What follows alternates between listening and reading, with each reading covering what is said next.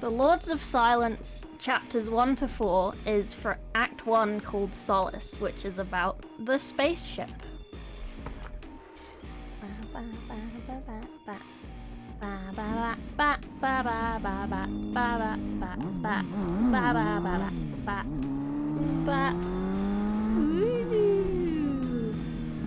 This is the spaceship. You're welcome.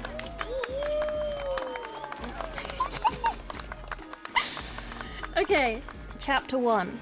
The Bridge of the Solace, where we find some rubble because they've been attacked. And there's a little guy in the rubble. Oh no! He's struggling. He's struggling. Ah. Ah. Oh look, it's Vorks! And a little lord, but the little lord is a little damaged. And there's a big hole in the side of the ship. Next up, we have Gunnery Captain Kodad, leading the bridge, kind of. And we have Dragon. Dragon's like, what's the damage, bro? And Kodad's like, it's a bit, but we shot them. And then Vorks is just like, yeah, see you later, buds. I'm gonna take this little bro with me too. They're coming down the stairs, and a funny thing happens.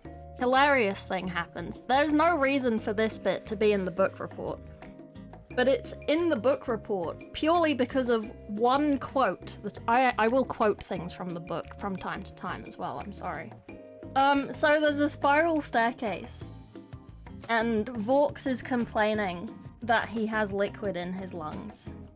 And he's like, God damn it, but I'm sure it's a gift. Maybe.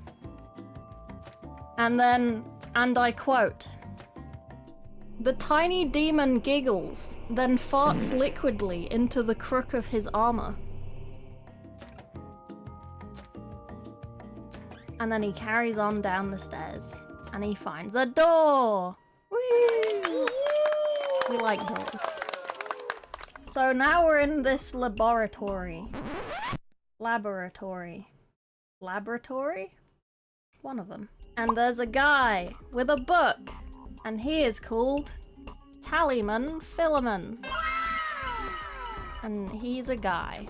And then Vorks and the little guy come in.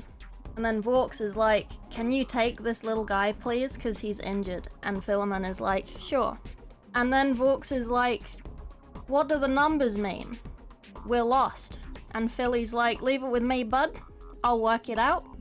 I've got a crow in a jar. This is really fast, wow. That's the end of chapter 1. By the way, I also stream painting Warhammer on Twitch and have a Discord. Now on with the book. Chapter 2. A guy turned on a furnace, but I didn't draw that bit because he literally just turned on some furnaces.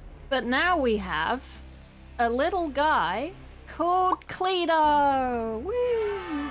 He's like a surgeon, I think.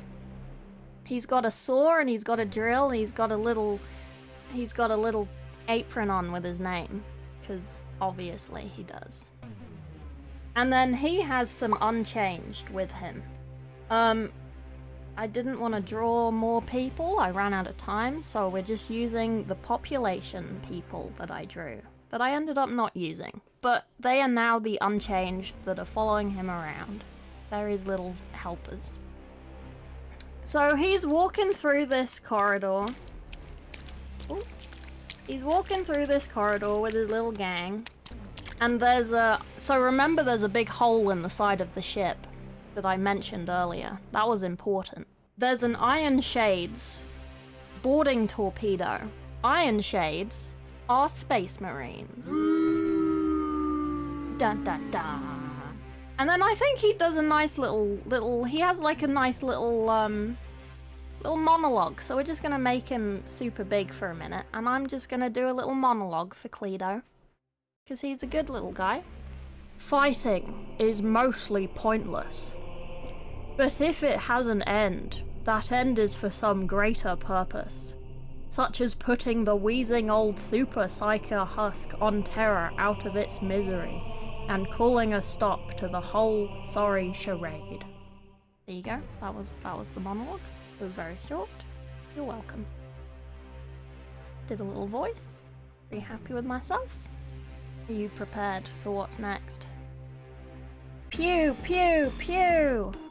Oh no! Bolter guns! Oh no! It's an Iron Shade! He's been shooting at people. And then Kledo shoots him, and he dies. But he's not dead. He's not super dead. He's kind of still alive. And then Kledo, because he's a little bit strange in the head, he's like, hey bud, you know what I'm gonna do? You irritated me, and then you shot me. So I'm gonna cut you up into little bits and do lots of torture things to you, because I think it's fun. And then Kledo does things to him. But it doesn't say what he does. You're welcome. Now the next bit, I did skip drawing, but there was a good little bit. It's a guy called Slurt and Dragon. They're both battle brothers, if you will. And they're going through the ship and they've found a hive of flies. And Slurt says to Dragon, of all the creatures, this is the only one that never leaves the hive. They feed it and they feed it until its flesh stretches and it cannot get out. The queen is a slave. And then Dragon is like, the queen is the Primarch's and before the despoiler broke free. So I thought that was a little extra bit of context. Okay, and now we return to the bridge. Dun dun dun. Where Dragon and Hovik are sort of assessing the damage. And Hovik is like, warp drive's fucked, mate. And he finds the chair. Obviously you've already found the chair. It's this big thing with a skull on it. I drew that. Pretty good chair. That is the end of chapter 2. Thank you.